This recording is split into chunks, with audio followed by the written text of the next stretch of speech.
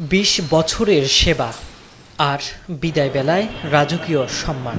সাধারণ এক মসজিদের খাদেমকে ঘোড়ার গাড়িতে চড়িয়ে বিদায় জানালো এলাকাবাসী। টাকার অঙ্কে নয়, এই বিদায় ছিল ভালোবাসার কৃতজ্ঞতার এক অনন্য উদাহরণ। লক্ষ্মীপুরের রায়পুর সাব রেজিস্ট্রার কার্যালয় জামে মসজিদ। গত ২০ বছর ধরে আন্তরিকতার সঙ্গে খেদমত করে আসছিলেন ৭০ বছর বয়সী বৃদ্ধ মোহাম্মদ মুসলিম। কিন্তু বয়স আর শারীরিক অসুস্থতা তাকে থামিয়ে দিল।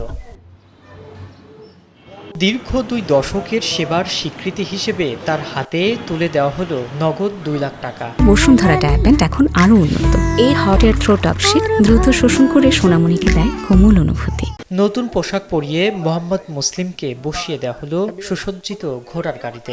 এমন রাজকীয় আয়োজন দেখে আবেগ আপ্লুত হয়ে পড়েন খোদ মুসলিম মিয়া নিজেও। আজ দীর্ঘ ২০ বছর যাবত এই মসজিদের খেদমত করে যাচ্ছি। এখন আমি অসুস্থ হয়ে পড়ছি, এই জন্য আমার কমিটির ভাইয়েরা আমার এই বিদায় দিতে চায় না। আমি ওনাদের থেকে অনেক কষ্ট করে করে কইয়া ওনাদের থেকে আমি নিজ খুশি বিদায় নিয়ে আমি যাইতেছি। কেমন লেগেছে? আলহামদুলিল্লাহ, মাশাআল্লাহ। যেই উদ্যোগ নিয়েছে আমার ভাইয়ে, আমি এটা প্রকাশ আর কি করবো, এটা আমার বলার মতো আর কিছুই। বিদায়ের সেই ক্ষণে উপস্থিত সবার চোখে ছিল জল। দীর্ঘদিনের সখ্যতা আর ভালোবাসা যেন জমাট বেঁধেছিল সেই বিদায়ের ক্ষণে। কাঁধে কাঁধ মিলিয়ে হাতে হাত রেখে বিদায় জানান প্রিয় এই মানুষটিকে। উনাকে ভালো সম্মানী দেওয়ার চেষ্টা করেছি।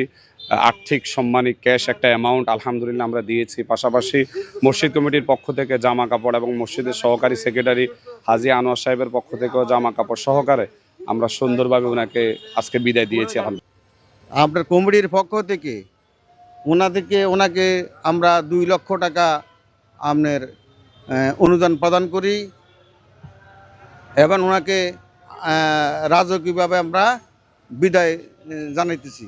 ঘোড়ার গাড়িতে করে যখন তাকে তার বাড়িতে পৌঁছে দেওয়া হচ্ছিল, তখন রাস্তায় দাঁড়িয়ে থাকা মানুষ তাকে হাত নেড়ে ভালোবাসা জানায়।